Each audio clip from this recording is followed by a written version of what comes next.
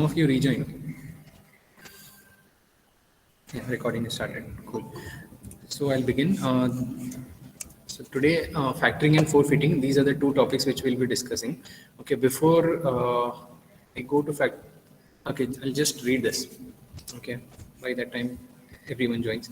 Factoring is what factoring is, may be broadly be defined as the relationship created by an agreement between the seller of the goods and the financial institution, called the factor, whereby the latter purchases the receivables of the former and also controls and administers the receivables of the former.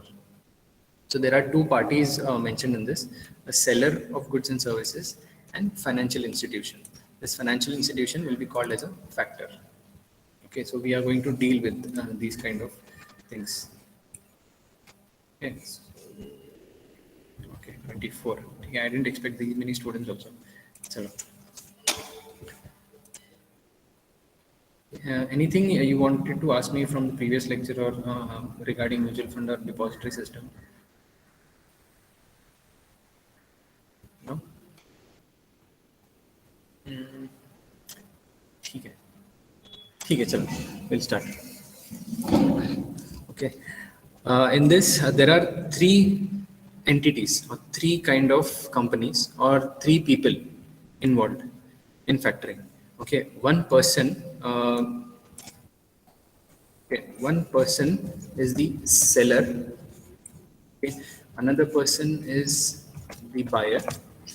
In between these two, there is one financial institution which is called as the factor. Okay. Three persons are there: seller, factor, and buyer. If you remember something from discounting of bills, okay, there is one seller and one buyer, and seller has sold the goods and delivered the goods to the buyer. Okay, and buyer has received the goods but not yet done the payment to the seller, and buyer is asking for maybe for a 1 month or 3 month credit period. So buyer is not going to pay to the seller immediately the amount of whatever goods he has received. He is asking 1 or 2 months credit period. So for 1 or 2 months, the seller's money is blocked with the buyer. But if seller is in dire need of money, he wants money immediately, then he takes the bill of sold goods, and then that bill has been produced in front of any financial institution or bank. Then in return for that bill, the financial institution will give him money immediately, and later after 1 or 3 months, the financial institution will go to buyer, and then they will collect money from them. Okay, so so this is how the bill was exchanged. And where does discounting comes is when the financial institution gives money to the seller, they will give less money and they will recover entire money from the buyer. This is what discounting of bill was, if you remember. Okay, so I'll just once again explain you.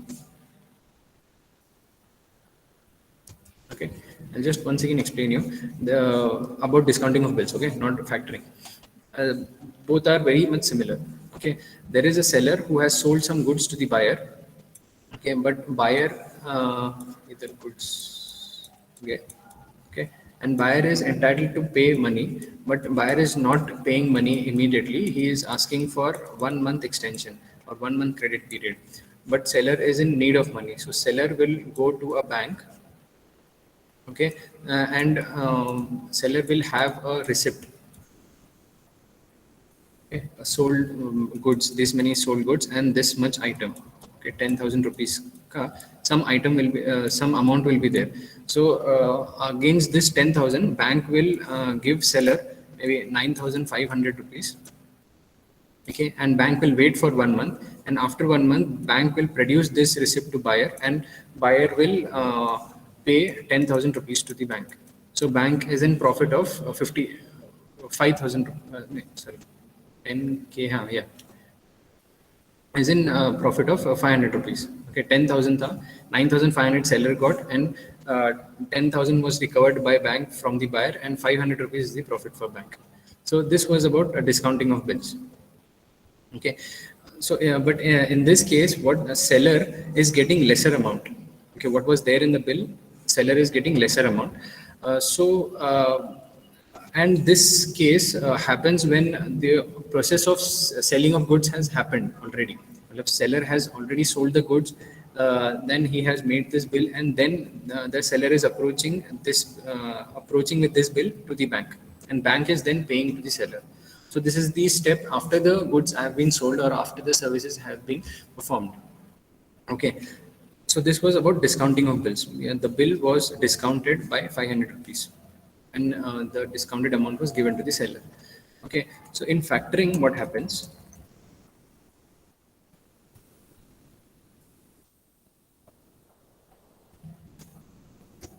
Okay, in factoring, what happens? Seller, before sending goods to the buyer itself, seller will appoint a factor or a financial institution. Okay, buyer is not appointing a factor, seller is appointing a factor. Seller will tell to the factor that I am going to deliver some goods to the buyer. Okay, and buyer will pay you. Okay, buyer is entitled to liable to pay me, but buyer will pay you. You pay me immediately the good the amount. So once the seller sells the good, okay, the factor immediate with the receipt, the seller will approach the factor, and factor immediately will pay the amount to the seller, and later on buyer will give the factor the remaining the amount in installments. Okay. Now in this case, once the factor receives the entire amount from the buyer, the factor will credit the amount in the seller's book only on the paper. Okay, but the money has already been given to the seller. Now money has become negative of the seller, and once the installment is getting paid by the buyer, it is getting added in that, and then finally some extra amount will be deducted as a fee or as a commission for the factor. Okay, these are the three entities. So, Okay, shall I? Yeah. so factor will Yeah. not charge interest to for the buyer like No, he will bank. not charge interest. No, he will only collect money from the seller. The commission or whatever the fees is there, it will be collected from the seller itself. That is the profit for the factor. The buyer will only give the amount which was there in the bill, because a buyer should not feel that he has taken a loan or something. Okay, whatever the what you the amount was there in the bill itself, only that much buyer will pay, but in installments to the factor. In discount, even in discounting of bills, buyer was not supposed to pay more. Okay, but seller was getting less amount as per the bill. Here, the seller will get the entire amount, but he needs to pay some additional charges upon that. For example, the goods worth rupees, again 10,000 rupees. Okay, goods hai, which buyer has been sold. Seller has sold this to buyer. Okay, a seller will immediately get this 10,000 rupees from the factor. Okay, and then buyer will pay in installments 10K only. He will not pay more the amount. Then once the 10K is received by the factor, then the seller will in addition to this 10K, will pay some 1,000 rupees charges, okay, as commission or fees of the factor. Okay, in this, seller is getting entire 10K, buyer is only paying 10K. This one additional 1K amount which the factor is receiving as a commission or fees, it will be paid by the seller.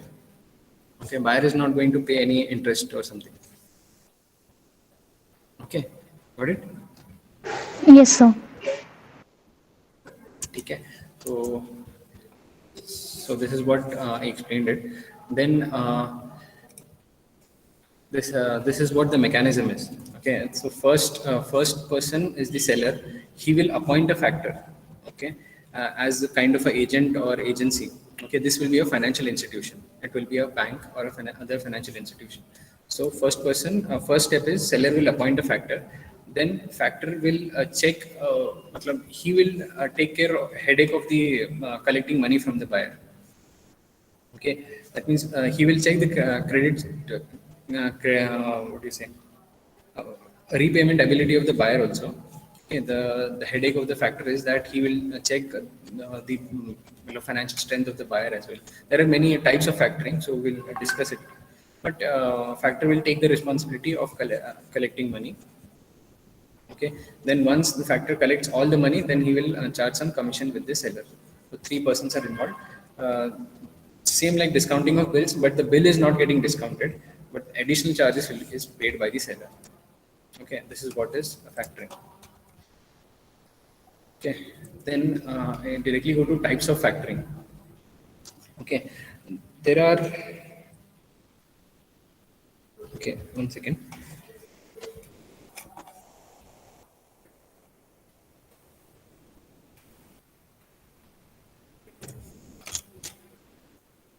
Okay, Anisha is there.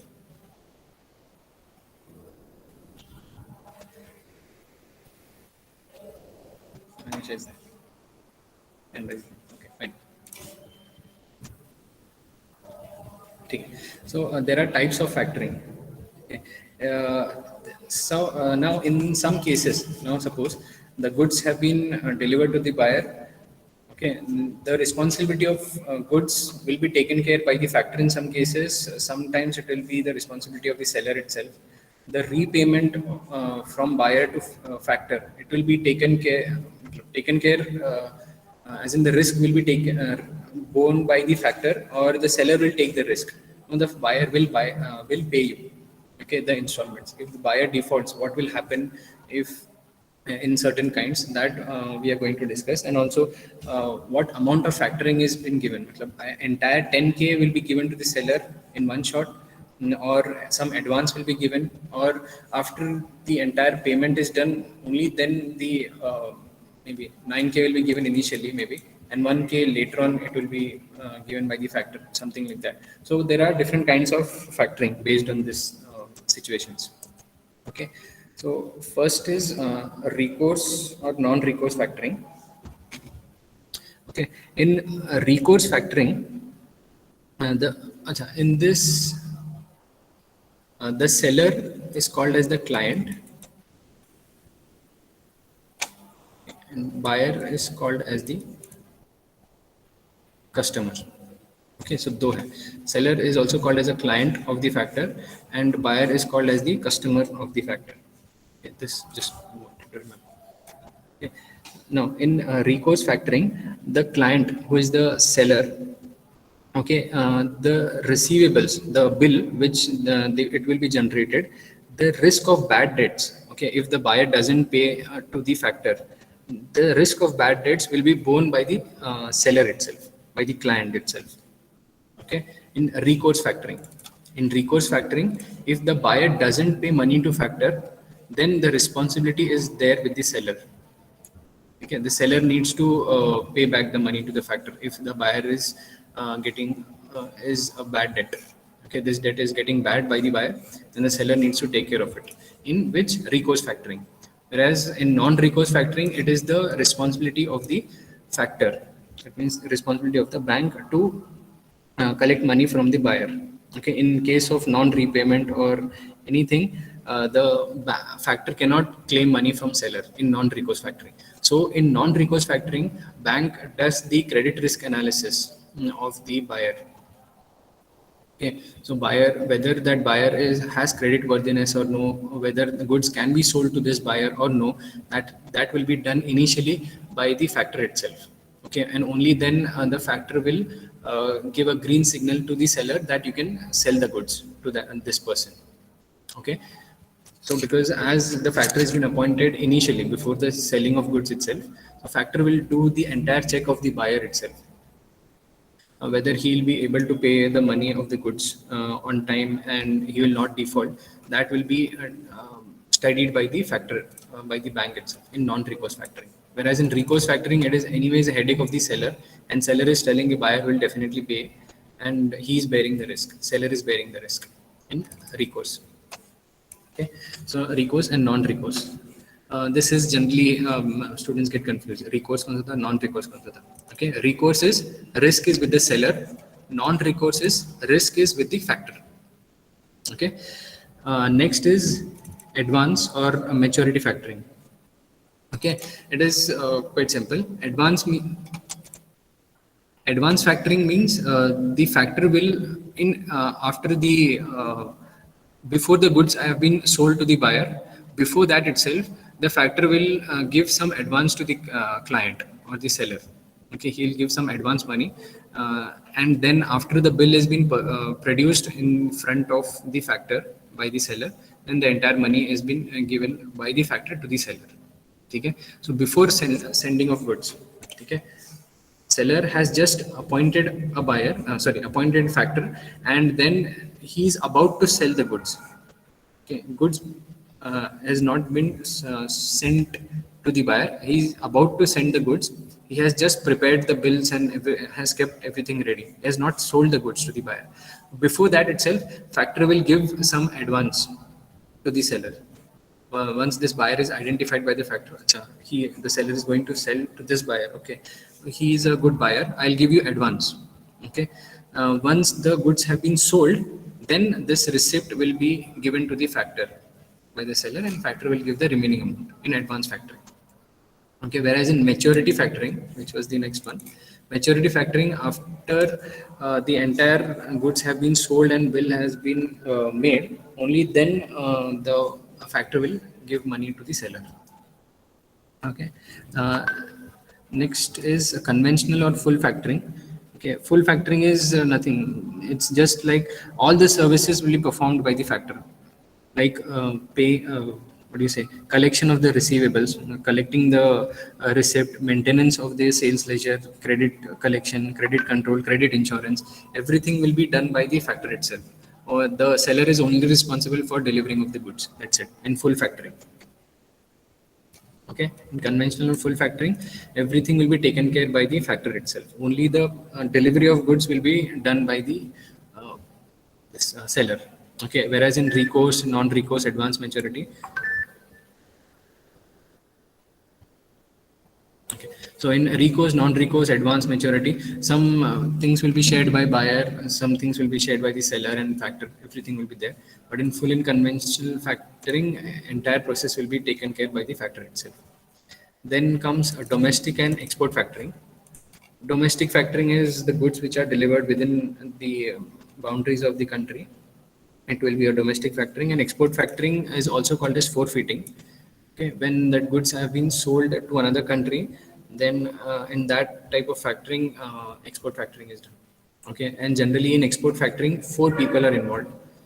Okay, so there will be 2 factors, one buyer, one seller. So 4 entities are involved in export factoring. It is also called as forfeiting.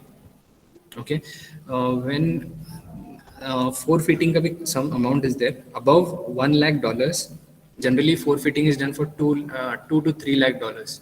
If the goods worth rupees $2 to $3 lakh are being interchanged, only then forfeiting is done. Less than that, factoring will be done. So less than that, export factoring is done. Okay, there are differences in export factoring and forfeiting. We'll discuss it in some time. Then there is limited factoring. Limited factoring is nothing, just basic requirement of a factor will be done by the factor. The remaining all the documentation will be done by the seller itself. Seller and buyer will take care. Only the money exchange will be done by the factoring. Whereas in full factoring, it was done by the factor. In limited factoring, it will be not done by the factor. Factor will only take care of the exchange of money. Okay. Then selected seller-based factoring. Selected seller-based factoring is the seller will select the, what do you say, all the okay, the seller will sell all the accounts receivable, all the bills to the factor along with the invoice, delivery, challans, contracts, everything from the customer. Okay, and whereas in the selected buyer-based factoring, the factor will select the buyer. Okay, जैसे क्या, ठीक है, seller wants to sell some goods, and in this case, he will, in the first case, selected seller-based buying. In this first case, the seller will collect everything from the buyer. Seller will select the buyer, किसको sell करना है. The seller will decide, and then he will collect everything and give it to the factor. okay, in seller based. Whereas in the second one, in buyer based factoring, the factor will go and select the buyer. Uh, in this case, he will make the list of buyers. Okay, the factor will make a list of buyers who are good and who can repay the money, and then this factor will inform the seller that these are the good buyers. You can sell your products to these buyers if you want. Okay, there might be some list of buyers who are not good. So factor is making a list of buyers and informing the seller that these are the good buyers. You can sell your products to these buyers, and they will repay the money to me safely. Okay, in the buyer based factor, seller based may the factor will not select, the seller will only select. In buyer based may the factor will select the buyers. Okay, and finally disclosed and undisclosed factoring means in the receipt, in the receivable, okay, the receipt which has been produced, okay, in a receivable the name of the factor will be mentioned. Okay, okay, the name of the factor will be mentioned, and in non-disclosed, the name of the factor will not be mentioned. When it is been given to the buyer for payment, it is issued in the buyer's name. The factor name will be written in disclosed, and in factor name will not be written in undisclosed. That's it. Okay, so it's quite theoretical, but this is where you get confused mainly. Okay, recourse factoring, again I'll repeat, the risk of delivery of goods, the maintenance of the goods, the maintenance of the repayment from the buyer to the seller, from the buyer to the factor, everything is the headache of the seller. In non-recourse, the delivery of the goods, the damage, if any, caused while delivering the goods, or any repayment default by the buyer to the factor, everything, the headache will be taken care by the factor. Okay, rest everything is self-explanatory. Only in domestic, it will be within the country. In export factoring, if it is outside the country, if we are selling goods to maybe some UK, we are sending goods from India to UK, then in that case, export factoring will come. If the amount is very low, if the amount is less than 1 lakh crores, then export factoring will come. If amount exceeds 1 lakh crores, it is exceeding 2 lakh, 3 lakh crores, then forfeiting will be done. Yeah, so that's what is about factoring. Okay, any doubts? No? No, sir. Yeah. Then I'll complete this forfeiting and we'll wind up. Okay, forfeiting is very much similar to this, factoring itself. Forfeiting is a form of financial receivables pertaining to international trade. Okay, the process is exactly same. Okay, it is just for the international trade. And in forfeiting, what has happened? There will be another factor. Okay, wait.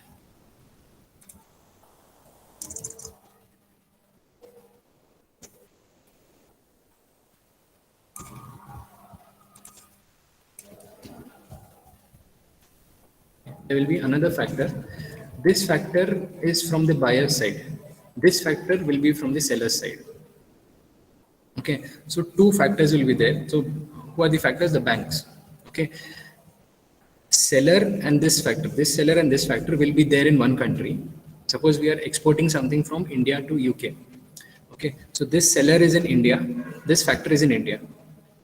Now this buyer is in UK, this factor is in UK. Okay, when the amount is more than this, okay, generally it is 2 lakh crores, 2 lakh dollars. Okay, so this happens. So there will be two factors appointed. One factor is in the seller's country, one factor will be in the buyer's country. Okay, in this again, when the seller is before sending the goods, he will appoint a factor, and this factor will contact this buyer, and this buyer will inform about this factor. Okay, so these two factors. So this factor and this factor, they will be in touch. They will take care of the repayments and everything, and this seller will deliver the goods to the buyer, and buyer will receive the goods, and he will pay amount to this factor. This factor will pay amount to this seller, and the money between these two factors will be in installments. or here also it can be in installments. So depending upon that, this installments will be paid. Okay. Now this in this it is only non-recourse. Non-recourse means the factors will be responsible for the repayment and the any damages has been caused by the goods. Okay. Wait. Again I'll explain.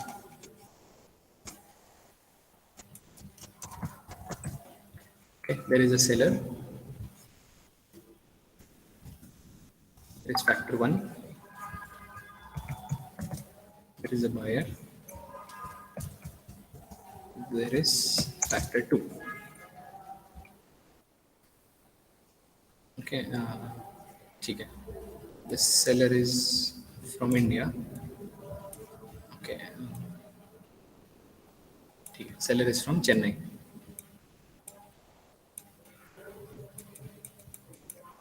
Okay. Buyer is from United Kingdom, UK.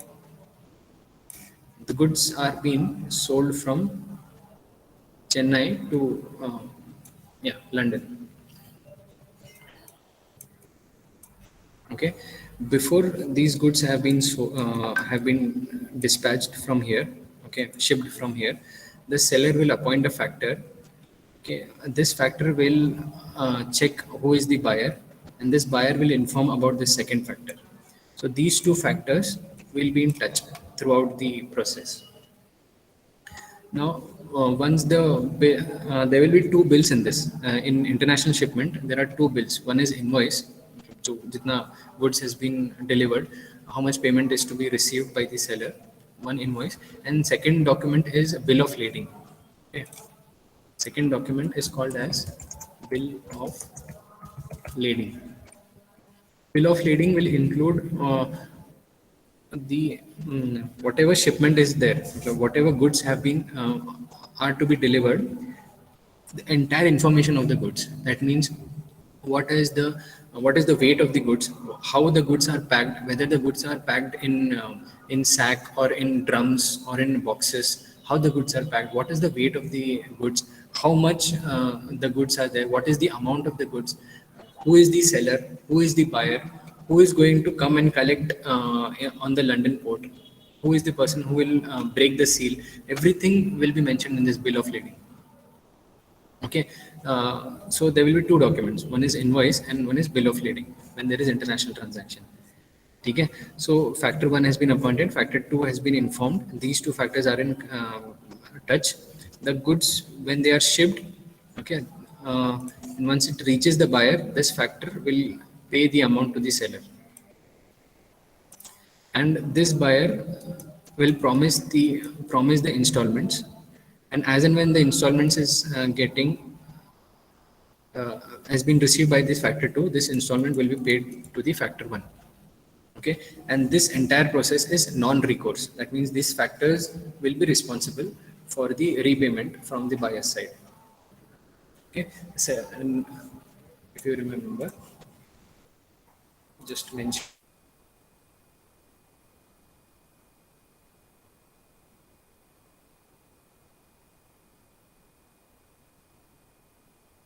factoring, there is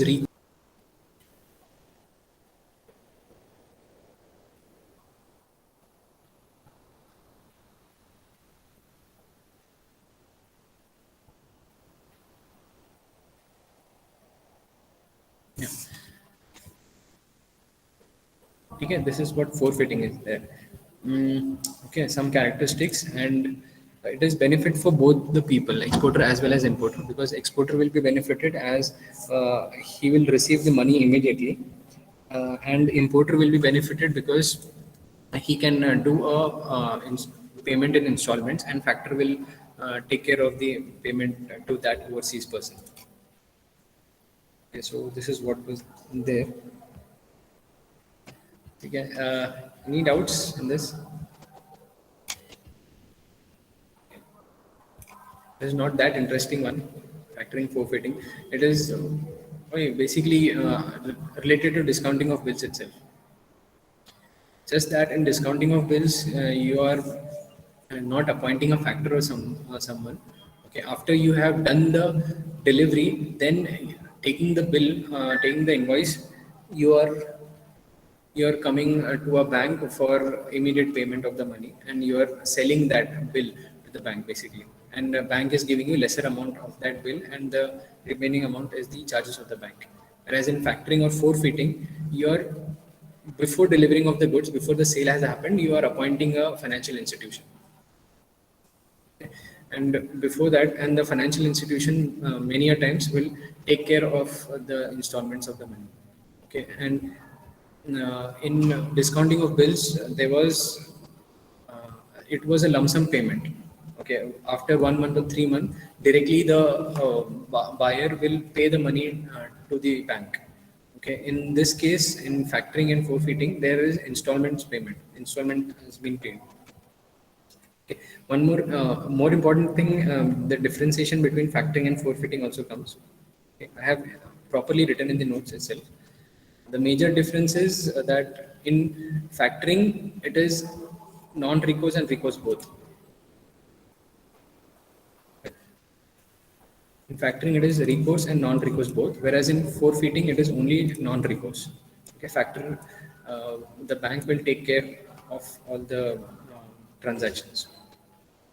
And in factoring, only 80 to 90% of factoring is done, whereas in forfeiting, 100% of the money is being generally paid.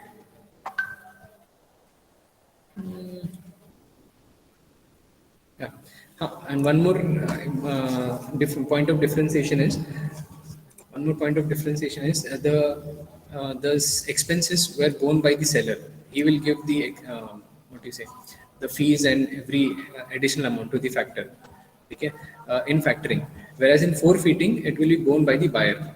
So any kind of additional payment to the factors, these two factors will be charged from the buyer itself. Whereas in factoring, it was charged from the seller. In the forfeiting, it is charged from the buyer. इतना ही है. That's it. ठीक है. Next lecture will be very interesting. We are going to discuss regarding securitization. Okay. Any doubts in this? Yeah.